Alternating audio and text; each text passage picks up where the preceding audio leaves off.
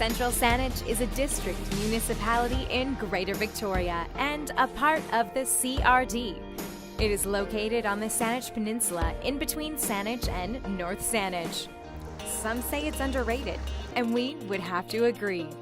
Just 20 minutes outside of downtown Victoria, it is here you'll find some of the freshest produce being grown on lovely acreages, surrounded by the ocean on both the east and west side of this municipality.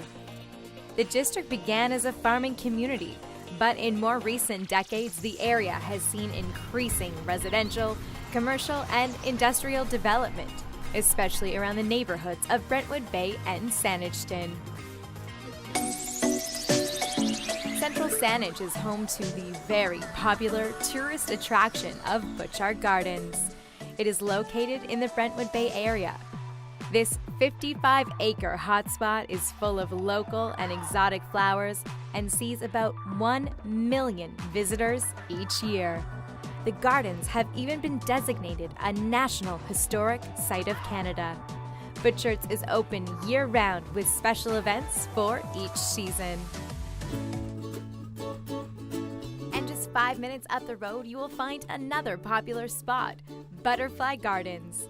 This unique attraction feels like you have entered the tropics, especially once you get a glimpse of their stunning pink flamingos known as Houdini and Mango. Walk a little further and meet their South African blue and gold macaw parrot named Shadow. But as the title states, the beautiful butterflies are the main attraction, as the gardens are home to 70 different tropical butterfly species. They have also just unveiled their newest exhibit, the Insectarium. This is where you can view insects and invertebrates from all over the world. Butterfly Gardens is open 364 days of the year, only closing down on Christmas. Another popular spot is Island View Beach. Located on the eastern Cordova shore, you will find stunning views of Mount Baker, Sydney Spit, and the Gulf Islands. You can find this 48-hectare park at the end of Island View Road off the Pat Bay Highway. This is a popular spot to bring a large group or to come on your own and kick back or walk the several kilometers of sandy beachfront. The terrain consists of dune, beach, and marshland, which supports wild animals and plant species. But first, out of the many known attractions in Central Saanich, our first feature has been a staple since 1862 and is currently 6 generations strong. That's right, we are talking about the big blue farm you see when traveling on the Pat Bay Highway, known as Mitchell's.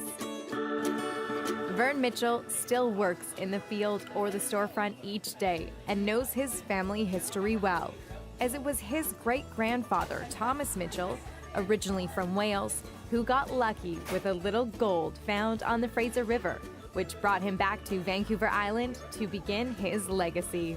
He was able to find a farm which is right next door here where we are now, and there was somewhere between 50 and 50 or 100 acres which he bought for $1 an acre. You're kidding. That's right. So that $1 an acre, he bought somewhere between 50 and 100 acres. The first generation did have a lot of land, but they didn't have much on it. Their one prized possession was a cow to help them make cheese and butter, and they grew all their own food to live off of.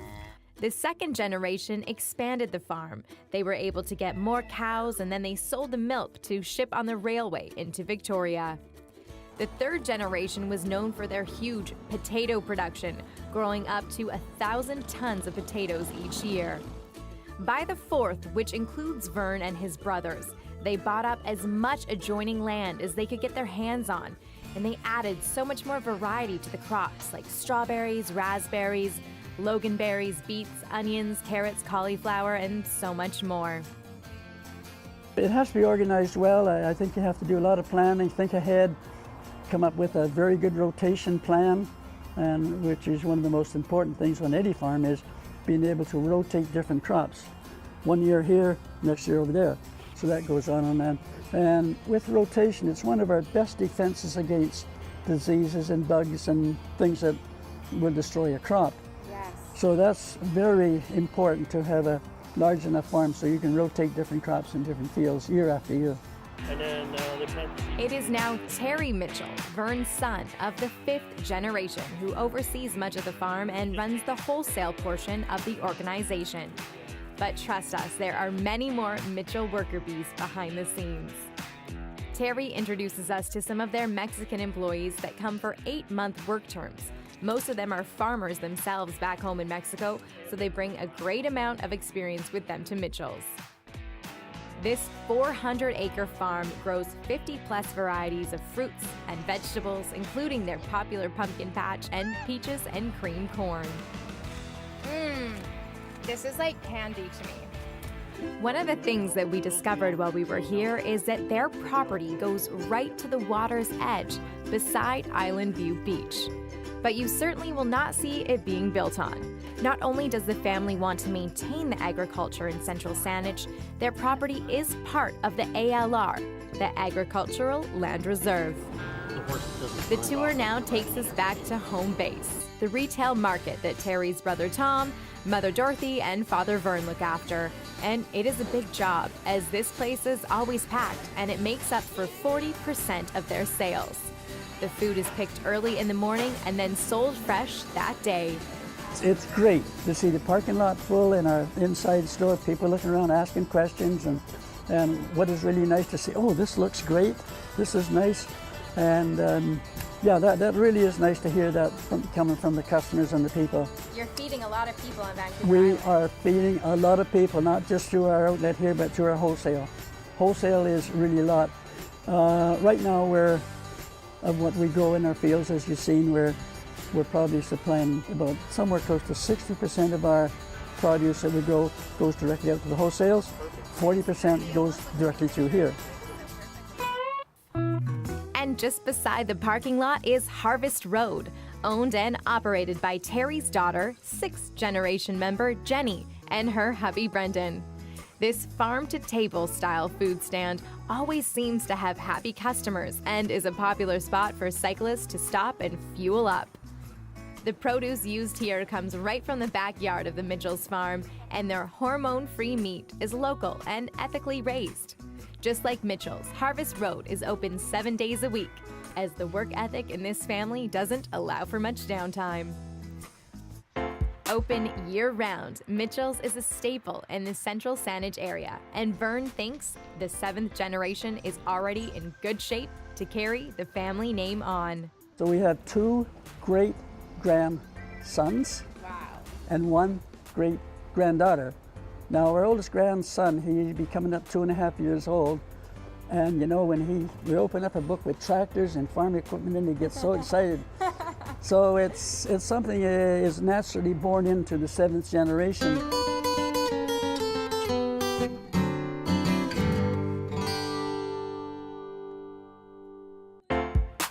Our next stop is on Old West Saanich Road, just on the Victoria Central Saanich border.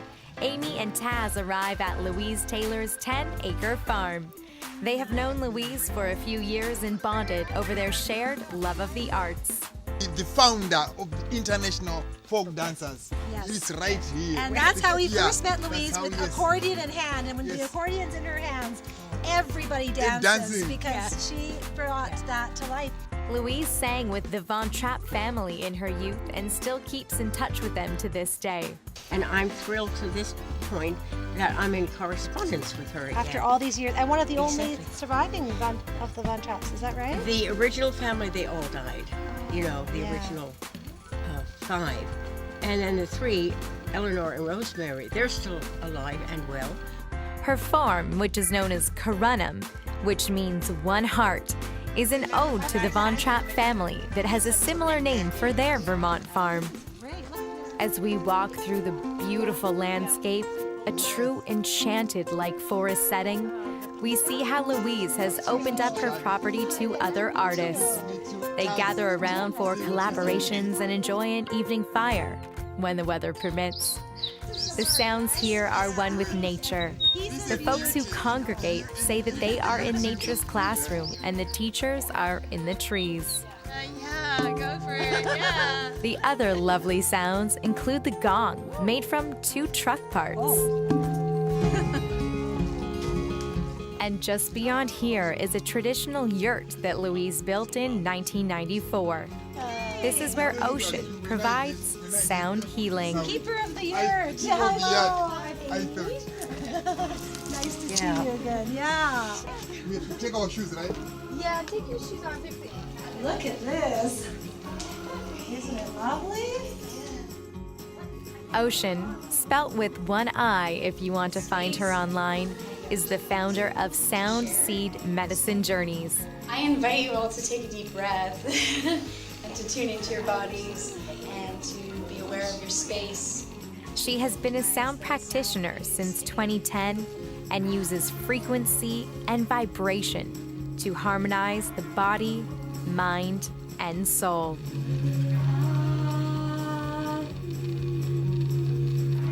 Ocean is educated not only in sound therapy, but holds a master's level Reiki certificate, provides hot stone therapy, touch therapy, and more recently, she has been qualified to host breathwork.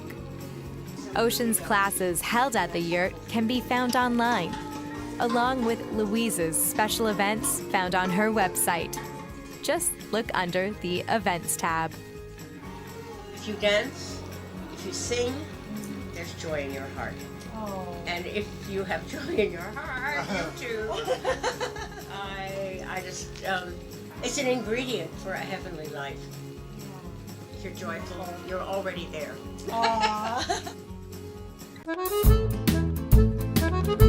Our next stop in central Saanich may sound like we are headed to Italy. But Tailors Deli is run by 2 Hungarian sisters with a passion for tradition.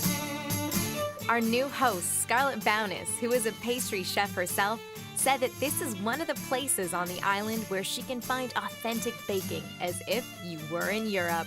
And we're here in Central Saanich in this lovely cafe place. We're here with Sue. She's one of the owners, as well as Anita. And they've opened this deli. Well, it was supposed to be a deli, but then it turned out into a much bigger business. Can you tell us more about it? Well, our intention, because we had a flower shop for 10 years before this, was to have something a little easier. So we yes. I always wanted to have a deli, and I said to Anita, let's do that. So we found this location, and we went to go buy equipment, and Anita said, why don't we get a panini grill and we make soup as well? So I said, okay, well, I always wanted to make goulash soup so people could taste goulash soup. We started with cheese and deli meats and sausages, and we bought a sausage maker, and we wanted to make our own sausages. But every time we got a customer, they'd ask us for breakfast or for lunch or for dinner. And so we decided, okay, we can't do dinners. We do dinners, but only take out frozen ones. But we do breakfast and lunch here. Everything you make, is it from scratch? It is. We use the traditional recipes that we learned from our grandma and mom. One of the special things you used to make with your grandma was what you're going to make for us today, right? Well, this is a very traditional Hungarian tort called a dobos tort. Yeah, and we love it because it tastes phenomenal. No one else makes it. And it was invented in 1885 by a chef who needed to do a cake for an exhibition for the Queen and King at the time. And so he wanted to do something that was going to last. So he invented a buttercream recipe, because in those days they used a lot of custard and whipping cream. But he invented this made out of butter so it would last longer. And he put a candy coating on the top to seal it in, and so there no air will come in. That's right. And he put crushed hazelnuts, toasted hazelnut all around it. And so he was able to take it to the exhibition, and one of the first people to taste it was the King and Queen at that time. Wow. So we do a mocha buttercream, just for a little bit more flavor. We always brush the cake with a little bit of alcohol. So this is Tia Maria. So this is a sponge cake and sponge vanilla cake, and they use 18 eggs for the making of these 7 layers. So it's like 3 eggs per layer. And we get local farm eggs. You can tell from the color here. Yes. Yes. One of the most difficult things that even traditional Hungarian bakers find is doing the very last sugar layer. Yes. So we're going to do that here under pressure. Yes, of course. And we'll see how it goes. Do you melt the sugar with a little bit of water or? And then we just watch it on the stove until it turns a beautiful caramel color. Yum. And then we race over here and we use our machete.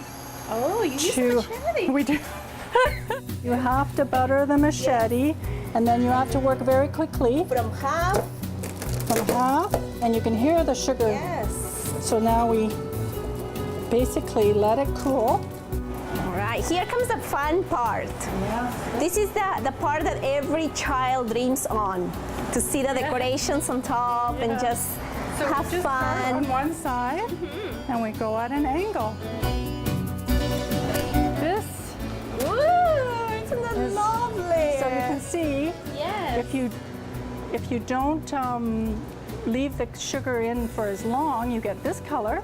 Yeah. If you leave the sugar in a little longer in the pan, you get this color. But they're both right. Very nice. A lot of your customers here from Central Saanich, they come and enjoy and have fun with these Hungarian foods.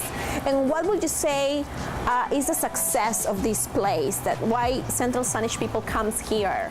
I think because it's real food that is made with love. That's the only. I don't think there's any other explanation. We really enjoy sharing our food with people. Just the way your grandma made it. Just the way our grandma made it. That basically is our intention from the beginning, and the people have really warmed to that.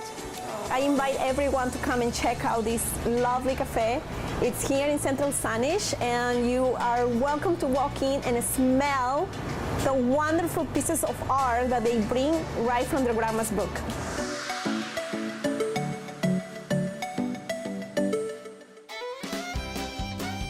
Just 5 minutes from Tonoli's down Stelli's Crossroad, you can see how popular our next segment is. We are headed to the annual Saanich Fair, put on by the Agricultural Society, led by what we would call a local celebrity, Clara Knight, and her huge team of volunteers. This is our big annual fair, and we are out to promote agriculture.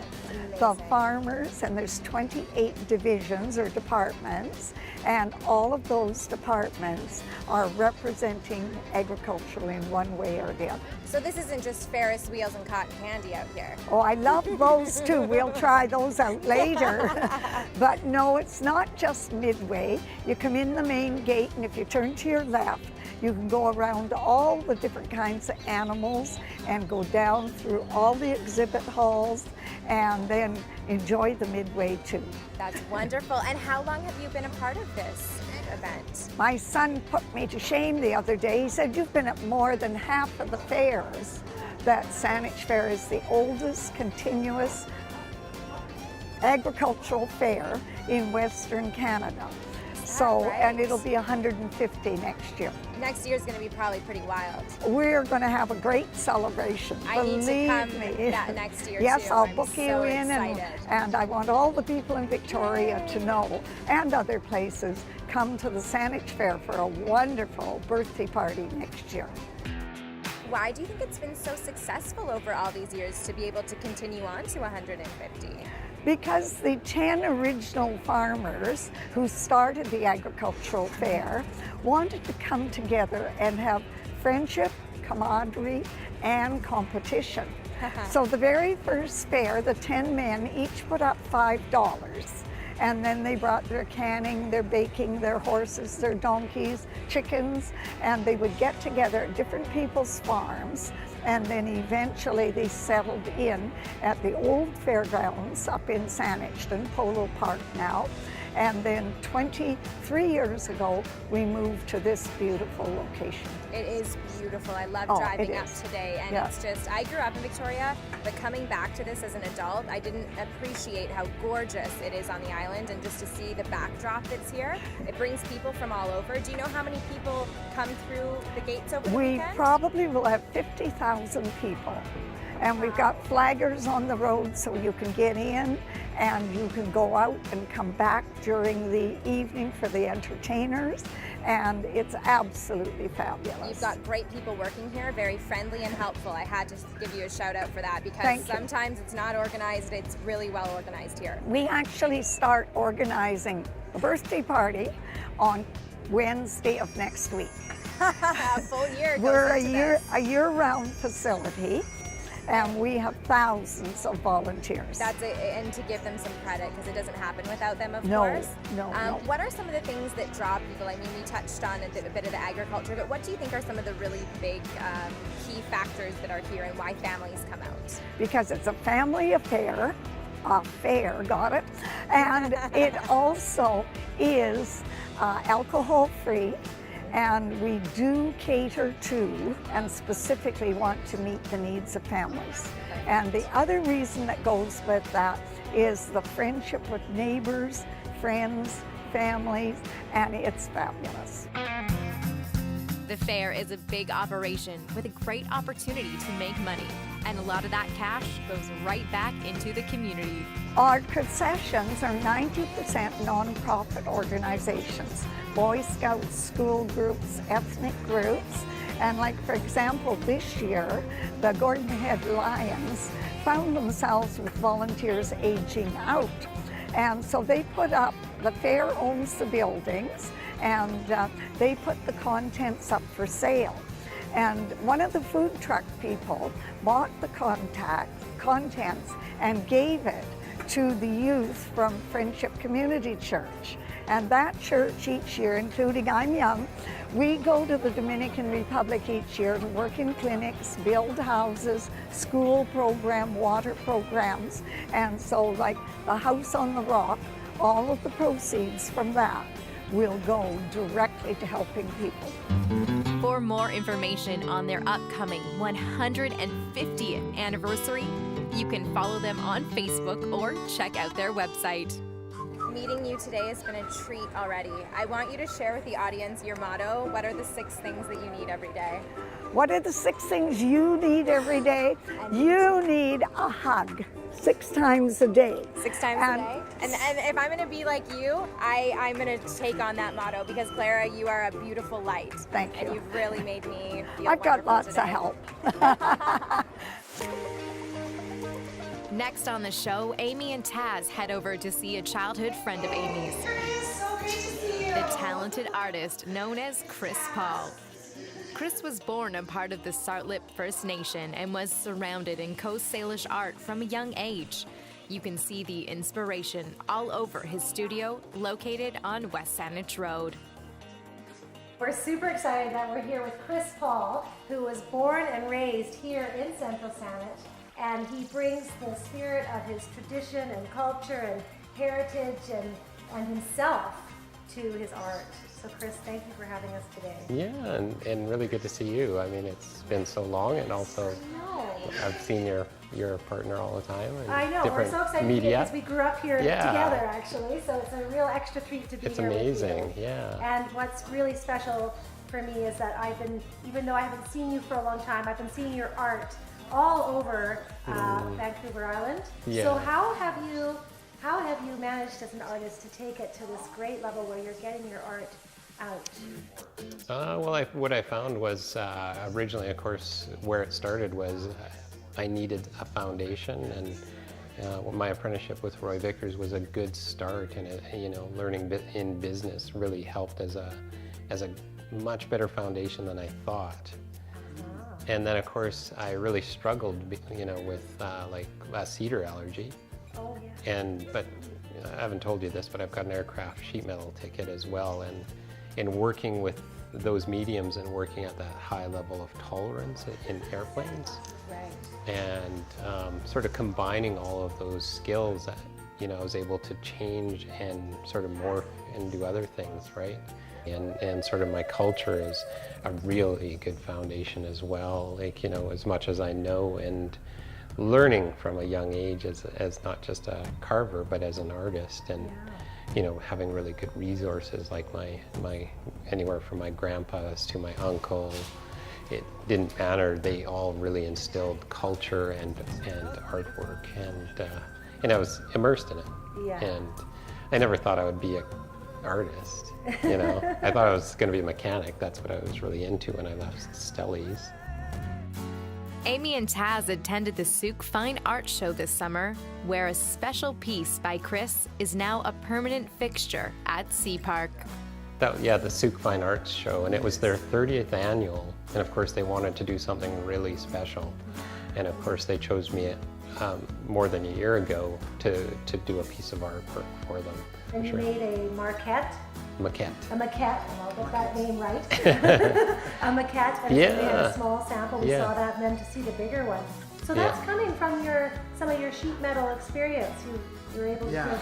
Well, a little, but I mean, it came from learning the computer, which I'd learned really young, and then on top of that, learning about different, what they call CNC types of machines, whether it's a plasma cutter or well, even a lot of printers and plotters are actually CNC. They plot the information, right? And so what I did, I ended up doing the Souk piece on was a large water jet machine. And it's precise, it's clean, it looks amazing once it's done cutting. But I start, like usually with a hand drawing. You know. It's like a bluebird.